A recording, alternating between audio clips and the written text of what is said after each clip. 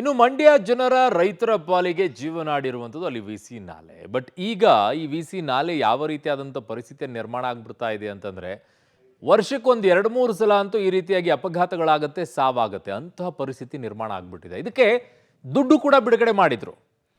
ಅದಕ್ಕೆ ತಡೆಗೋಡೆಯನ್ನ ಕಟ್ಟಬೇಕು ಅಂತ ಹೇಳಿ ಆ ದುಡ್ಡು ಎಲ್ಲಿ ಹೋಯ್ತು ಗೊತ್ತಾಗ್ಲಿಲ್ಲ. ಆದರೆ ತಡೆಗೋಡೆ ಅಂತೂ ಕಾಣಿಸ್ತಾನೂ ಇಲ್ಲ.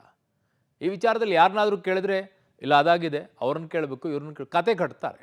ಇವತ್ತೇನಾಯ್ತು ಈ ವರದಿ ನೋಡಿ. ಮಂಡ್ಯ ವಿಸಿ ನಾಲೆಯಲ್ಲಿ ಮತ್ತೊಂದು ಕಾರ್ ಪಲ್ಟಿ, ಇಬ್ಬರು ಜಲಸಮಾಧಿ, ಓರ್ವ ನಾಪತ್ತೆ, ಓರ್ವ ಎಸ್ಕೇಪ್. ಮಂಡ್ಯದ ಪಾಂಡವಪುರ ಬಳಿಯ ತಿಬ್ಬನಹಳ್ಳಿ ಗ್ರಾಮದ ಬಳಿಯ ವಿಸಿ ನಾಲೆಗೆ ಮತ್ತೊಂದು ಕಾರ್ ಪಲ್ಟಿಯಾಗಿದೆ. ಕಾರ್ನಲ್ಲಿ 4 ಪ್ರಯಾಣಿಸುತ್ತಿದ್ರು.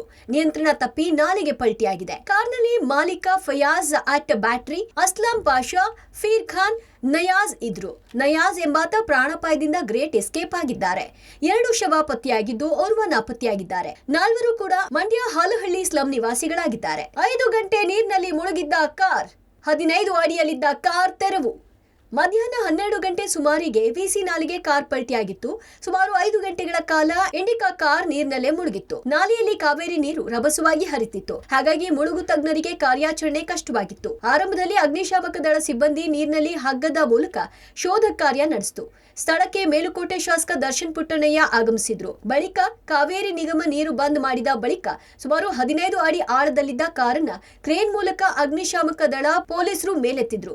ಈ ವೇಳೆ ಕಾರ್ನಲ್ಲೇ ಒಂದು ದೇಹ ಇತ್ತು. ತಡೆಗೋಡೆ ಇಲ್ಲದ ಕಾರಣ ದುರ್ಘಟನೆ, ಅಧಿಕಾರಿಗಳ ವಿರುದ್ಧ ಜನಾಕ್ರೋಶ. ವಿಸಿ ನಾಲೆಗೆ ತಡೆಗೋಡೆ ಇಲ್ಲದ ಕಾರಣ ಪದೇ ಪದೇ ದುರಂತಗಳು ಸಂಭವಿಸುತ್ತಿದೆ ಅಂತ ಸ್ಥಳೀಯರು ಕಿಡಿಕಾರಿದ್ರು. ಜನಪ್ರತಿನಿಧಿಗಳು ಅಧಿಕಾರಿಗಳ ವಿರುದ್ಧ ಆಕ್ರೋಶ ವ್ಯಕ್ತಪಡಿಸಿದ್ರು. ಸ್ಥಳಕ್ಕೆ ಬಂದ ಕಾವೇರಿ ನೀರಾವರಿ ನಿಗಮದ ಇಂಜಿನಿಯರ್ ಜಗದೀಶ್ಗೆ ಜನ ಕ್ಲಾಸ್ ತೆಗೆದುಕೊಂಡ್ರು.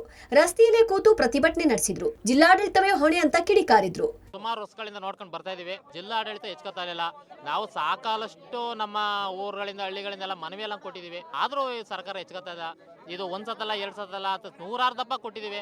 ಇವತ್ತು 3 ಜನ ಹೋಗಿದ್ದಾರೆ ಇಲ್ಲಿ. ನಾಳೆ ಸ್ಕೂಲ್ ಮಕ್ಕಳುಗಳು ವ್ಯಾನ್ ಬರ್ತಾ ಇದೆ.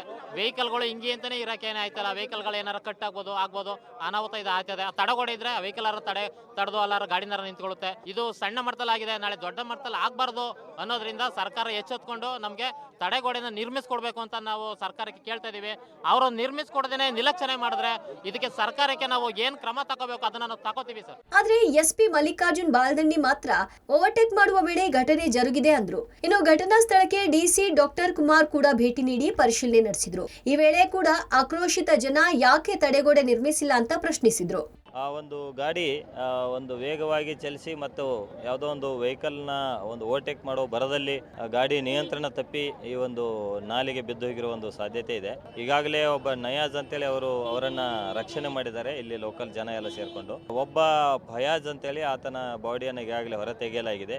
ಕಮಿಟಿಯವರು ಎಲ್ಲ ಕಡೆ ವಿಸಿಟ್ ಮಾಡಿ ತಾಲೂಕುವಾರು ಕೂಡ ನಮಗೆ ವರದಿಯನ್ನು ಕೂಡ ಕೊಟ್ಟಿದ್ದಾರೆ. 560 ಕಿಲೋಮೀಟರ್ ಉದ್ದದ ಕೂಡ ತಡೆಗೋಡೆ ನಿರ್ಮಾಣ ಮಾಡಲಿಕ್ಕೆ ಏಕಕಾಲದಲ್ಲಿ ಕಷ್ಟ ಸಾಧ್ಯ ಆಗ್ತದೆ. ತಾತ್ಕಾಲಿಕವಾಗಿ ಎಲ್ಲಿ ರಸ್ತೆಯ ಅಗಲ ಕಡಿಮೆ ಇದೆ ಅಥವಾ ತಿರುವುಗಳಿದೆ ಅಂಥ ಕಡೆ ಕ್ರಾಶ್ ಬ್ಯಾರಿಯರ್ನ ಮಾಡಲಿಕ್ಕೆ ಏನು ಪ್ರಸ್ತಾವನೆ ಕೊಟ್ಟಿದ್ರು ಅದನ್ನು ಕೂಡ ಈಗಾಗಲೇ ಸಂಬಂಧಪಟ್ಟಂತೆ ಇಲಾಖೆ ಕಳಿಸ್ಕೊಟ್ಟಿದ್ದೀವಿ. ಅದು ಪರಿಶೀಲನಾ ಹಂತದಲ್ಲಿ ಕೂಡ ಇದೆ.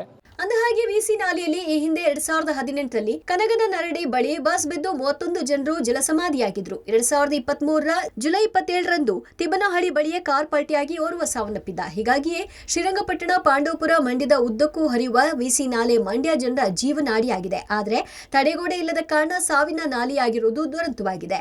Rohit, public TV, Mandya.